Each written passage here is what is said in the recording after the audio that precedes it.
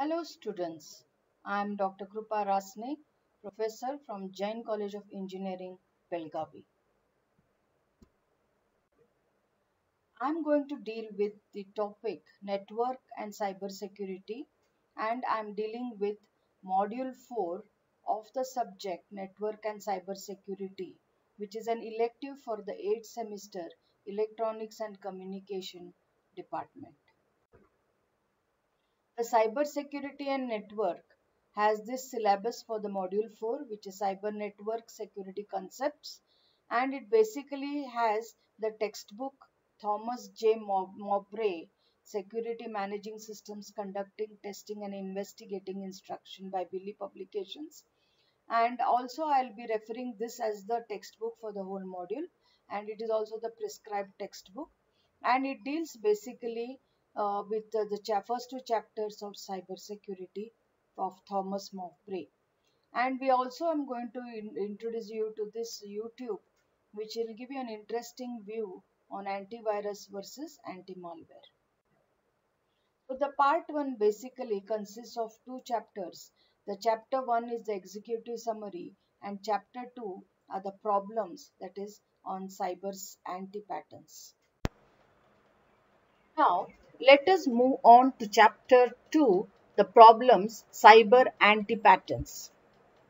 Here we'll be dealing with anti-patterns concept, forces in cyber anti-patterns, cyber anti-patterns template, cybersecurity anti-pattern catalog. However, we'll be doing the first two subtopics in this particular video lecture.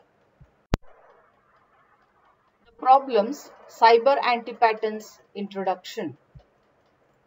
This chapter contains a catalog of the most common mistakes made in cybersecurity and summarizes their resolution.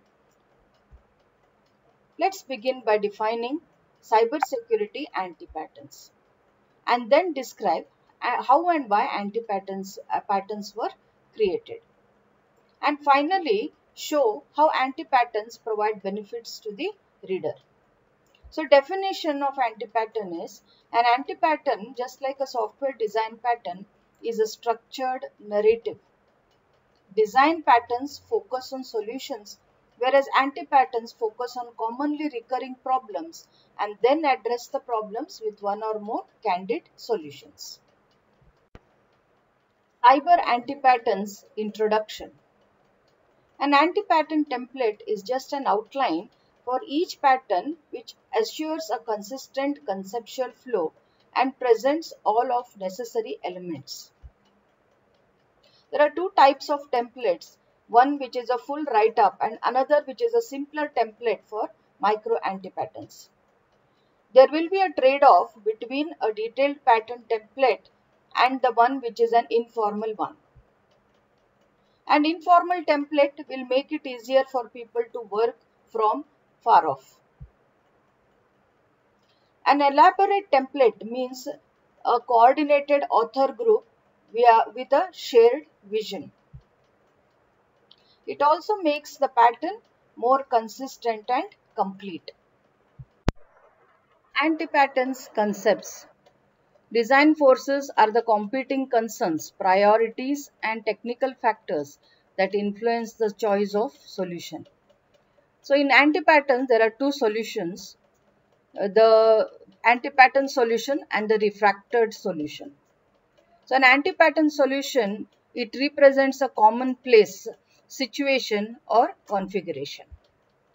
The anti-pattern solution may be a result of multiple choices over an extended system life cycle, or it may have evolved inadvertently. Every solution or a design choice yields benefits and consequences. Now let us look into the anti-pattern concepts. So we see here that the context and causes are used, which will be used to find the anti-pattern solutions. Later, they give certain outputs, which in turn are the symptoms and consequences, which are taken as the reference inputs to find the refractored solution. This solution will give you benefits and consequences. Definitely, we expect the benefits to be more than the consequences, and refracted solution also will give you certain related solutions to the problems. So the refracted solution results from the consideration of the design forces here and selection of more effective solution, as we have seen.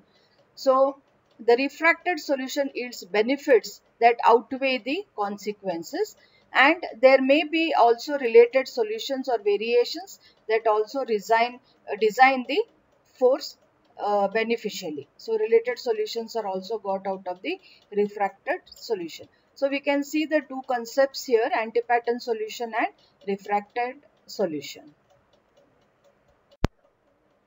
Forces and cyber antipatterns.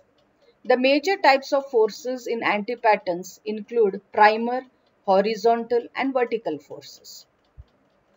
So what are primal forces? Primal forces are pervasive design forces which are present in almost every design decision. Horizontal forces are forces that can be applied in all the domains. And vertical forces are domain or specific design forces. So these are the three types of antipatterns, primal, horizontal and vertical forces in cyber antipatterns. Forces and cyber antipatterns. The major types of forces in antipatterns include primal, horizontal and vertical forces.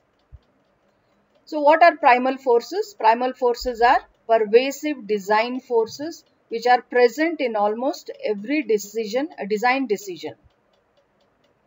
Horizontal forces are forces that can be applied in all the domains. And vertical forces are domain or specific design forces. So these are the three types of antipatterns, primal, horizontal and vertical forces in cyber antipatterns. Forces in cyber antipatterns. Functionality. So you probably recognize this formulation as a famous confidentiality, integrity and availability CIA from IT security. The functionality design force is added because it drives the other forces. The systems are granted accreditation with respect to a defined level of functionality. So functionality is tested and verified by the developers prior to security testing. So now, after seeing the primal and the functionality, let us come to the confidentiality of the cyber antipatterns. So as we have discussed earlier, confidentiality is the protection of information on the system.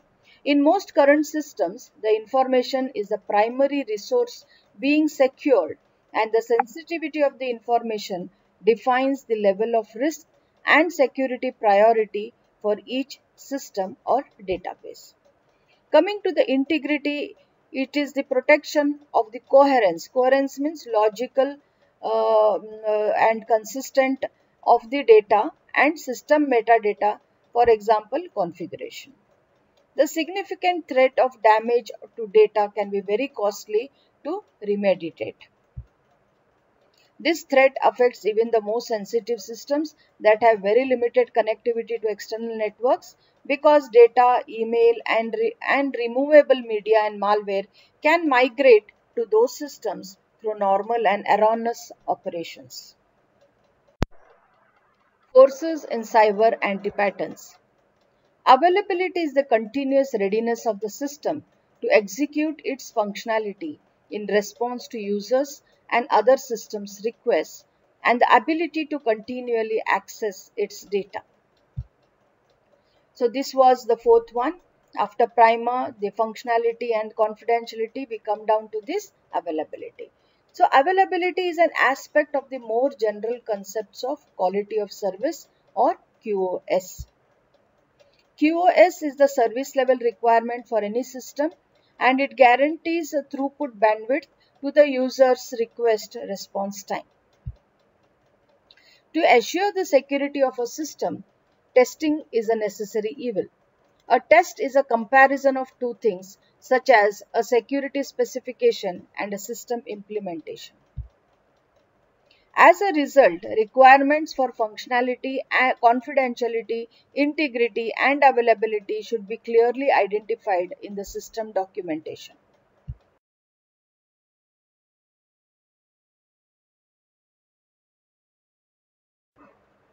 Thank you. Feel free to ask any questions.